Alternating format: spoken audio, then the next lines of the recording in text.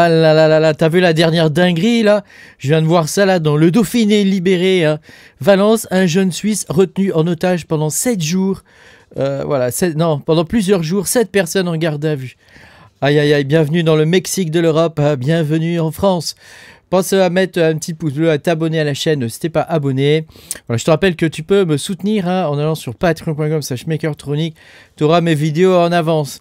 Bon, alors tu as vu, hein, ça n'arrête pas hein, en ce moment en France, hein, c'est terrible. Hein. Donc tu vois, le GIGN, alors un grand merci au GIGN, hein, heureusement qu'ils sont là. Ouais, je travaillais pendant longtemps dans un endroit qui était gardé par le GIGN. Hein, il y avait les coffres avec les armes et tout. Et je sais que c'est des gars comme ça. Tu vois, là, le GIGN libère un Suisse retenu en otage sur fond de crypto-monnaie. Donc le pauvre gars, il avait des cryptos.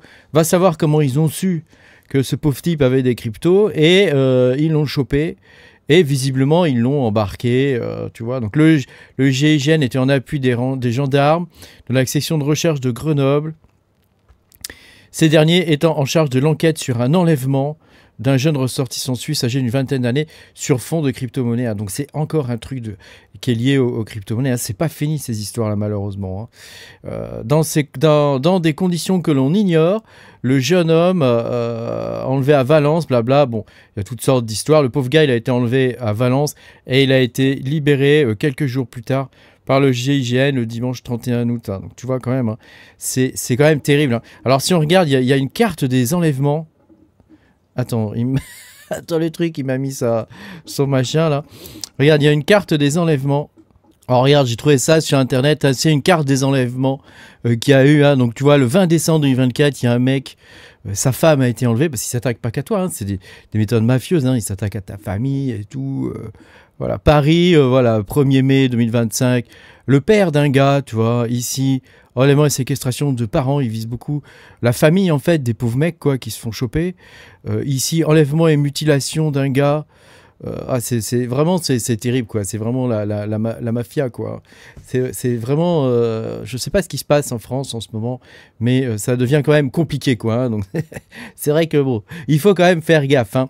Donc, la première chose à faire, évidemment, hein, c'est ne pas écouter tout ce qu'on te dit. Hein. Tout le monde te dit d'utiliser ce genre de truc. Hein. Ça, c'est un. Alors, je t'ai pris le pire que je connaisse. Ça, c'est un hardware wallet. Et donc, celui-ci, en plus, il fonctionne avec... Attends, je vais te montrer. Il fonctionne avec ton empreinte. Donc, tu vois, le truc à surtout pas utiliser. Donc, celui-là, il fonctionne avec ton empreinte. Donc, évidemment, tu ne dois pas utiliser de hardware wallet. Alors, je vais aller complètement à l'encontre de ce que tu entends habituellement. Mais si tu veux sécuriser réellement tes cryptos, n'utilise pas de hardware wallet parce que s'il y a homejacking ou va savoir quoi, avec toutes les fuites qu'il y a aujourd'hui partout de nos KYC, tu sais, les mecs, ils ont hacké Orange, SFR, tout ça, ils sont tous faits plus ou moins hackés, ou même s'il y a des fuites en interne d'une entreprise qui vend ce genre de trucs là, bah t'es niqué quoi, hein, t'es niqué et ils peuvent venir chez toi te choper à 4 h du matin, tu vois, bon, hein, ils vont te torturer ta famille et tout ça, enfin, l'horreur. Donc évidemment, la première chose à faire, hein, c'est d'avoir des armes de catégorie D chez soi, hein, c'est évident, hein, donc tu prends des trucs à base de lacrymo et des choses comme ça marche très bien. Il y a des vidéos de tests, tu sais, les Guardian Angel et ce genre de bidule là. Il y en a un qui est un peu plus cher, il coûte 400 balles je crois, où c'est carrément de la pyrotechnie hein, avec des vraies balles et tout, mais ça attire du gel. Ça marche très très bien pour la self-défense. Hein. Et d'habitude, avec un truc comme ça, bon, hein, si tu arrives à choper les gars avant, bon, normalement t'es tranquille quoi. Voilà. Après, si t'es comme moi, que t'es chasseur, bon bah t'es armé quoi. Hein, voilà. Mais bon, après voilà, c'est pas normalement t'as pas le droit d'utiliser ça pour te défendre hein, quand même. Hein. Hein, c'est quand même interdit. Hein. Alors après, deuxième chose, c'est de bloquer tes cryptos. Et ouais, tu les mets pas. Moi personnellement, c'est ce que je fais. Hein. J'ai aucune crypto sur hardware wallet.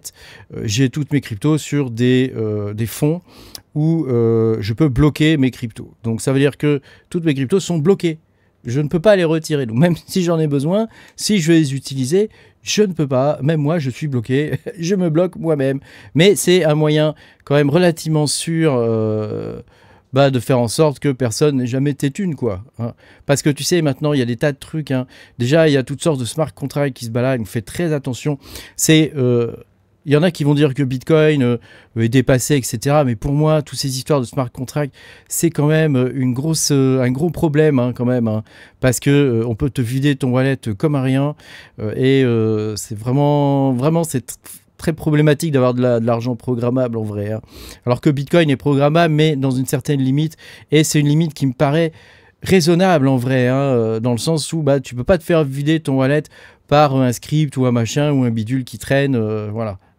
Donc ça, c'est quand même important de stocker tes réserves de valeur, si tu en as évidemment, mais même si tu as 1000 balles ou un truc comme ça, hein, je veux dire, de les stocker sous une forme où ils ne peuvent pas être altérés par un smart contract ou par une entité centralisée, hein, quelle qu'elle soit, hein, va savoir, hein, peut-être qu'un employé un jour du SDC va se faire racketter ou va savoir quoi, ou du SDT, et du coup tes fonds vont disparaître, tu sais pas pourquoi, et voilà, tu comprends ce que je veux dire, quoi, hein.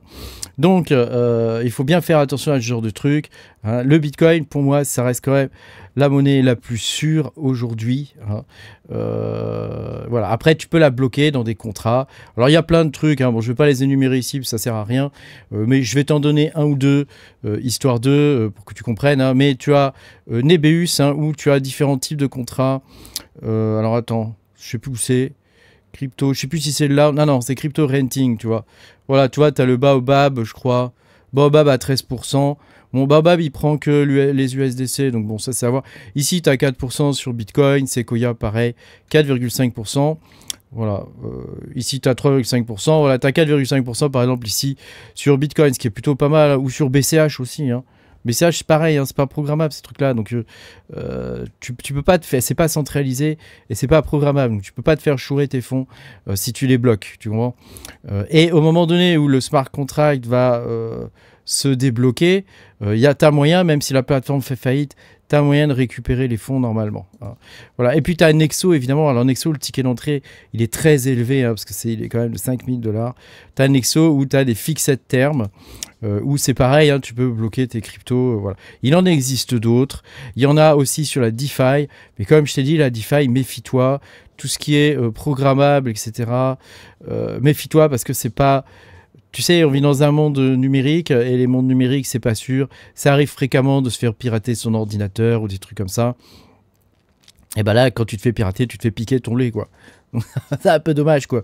Donc, il faut tout faire pour ne pas se faire pirater et pour bloquer ces thunes, hein. À partir du moment où elles sont bloquées, t'as pas de risque. Alors évidemment, tu peux utiliser quand même ce genre de truc à partir du moment où tu le mets en banque. Par exemple, moi j'en ai un, le mien est dans une banque, il est dans un coffre dans une banque. Ça veut dire que pour aller le chercher, il faut que j'aille à la banque, il faut que je donne mon autorisation. Voilà, ça coûte 50-60 balles à l'année, ça dépend de la banque où tu es, hein. Et il y a pas mal de banques qui font ça, qui te permettent de stocker ton hardware wallet, hein, dans la banque. Donc évidemment, il sera plus à jour quand tu le récupéreras et tout ça, mais bon, normalement, ça pose pas trop de soucis et ça te permet quand même d'être tranquille et de pouvoir dormir la tête hein, sur ton oreiller sans avoir à te poser trop de questions quand même, quoi, hein, voilà. On ne sait jamais, il peut y avoir des fuites. Il y a eu des fuites Ledger, hein. Il y a des tas de gens qui ont reçu des trucs chez eux. Ça veut dire qu'ils savent où les gens qui ont les Ledger habitent, quoi. Tu vois, c'est un exemple, mais va savoir s'il n'y a pas eu des fuites sur d'autres trucs. Ils sont pas obligés de te le dire, hein. Ils sont pas obligés de te le dire. Est-ce que, par exemple, Tangem, il n'y a pas eu des fuites? On n'en sait rien. On ne sait pas, hein. Donc, a priori, non, évidemment. Mais on peut jamais savoir. Et surtout, il n'y a aucune confiance à avoir avec tous ces logiciels et tous ces machins, hein. Qu'est-ce qui te dit que dans ces logiciels-là, il n'y a pas une backdoor, comme le code est fermé, hein, qu'il n'y a pas une backdoor qui permet d'aller récupérer tes fonds? Qu'est-ce qui te l'assure, hein? À partir du moment où le code source n'est pas libre, où tu ne peux pas toi-même flasher avec un code compilé ton appareil, voilà, ça reste quand même difficile. Donc si tu utilises un hardware wallet, prends du open source, hein.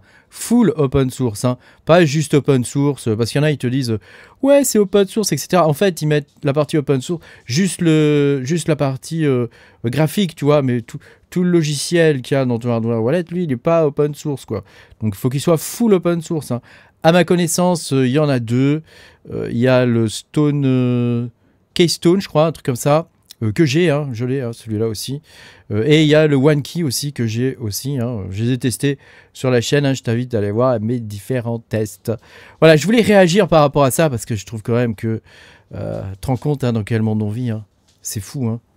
C'est fou. Hein. Alors ça, c'est une des dérives actuelles du monde de la crypto. Hein. Et particulièrement en France. Hein. Particulièrement en France quand même. Hein. Fut une époque où on aurait vu ce genre de truc en Italie, avec la mafia, etc. Là, c'est en France hein, où il y a des bandes organisées, des trucs comme ça, qui commettent des choses, des vraies atrocités, hein, parce que les gars, ils sont torturés et tout. C'est terrible. C'est terrible. Bon, allez, au Laker, hein, de toute façon, il y a un truc aussi qu'il faut se dire, c'est que ça arrive quand même, vu le nombre de gens qui possèdent des cryptos, ça arrive quand même à très très peu de gens, quoi. Hein, voilà, donc il faut relativiser avec ça. Ça arrive quand même à très très peu de gens et c'est vraiment des gens visiblement qui sont très riches hein, qui sont visés, hein, tu sais c'est des gens qui ont des millions etc. Hein, donc bon. Mais j'ai vu une histoire comme ça d'un gars qui avait que 5 000 $. Hein. Bon c'est déjà une grosse somme hein, aujourd'hui, hein, 5 000 $. Hein. Mais bon voilà, le mec, même pour 5 000 $ de crypto, parce que les types prennent quand même un risque de prendre perpète hein, en faisant ça. Hein. Donc même pour 5 000 $, ils risquent perpète, c'est étonnant quoi. C'est vraiment étonnant. Merci d'avoir regardé cette vidéo. Pense à mettre un petit pouce bleu, à t'abonner à la chaîne si t'es pas abonné. Et puis moi je te dis à bientôt pour de nouvelles aventures dans ce monde de fous.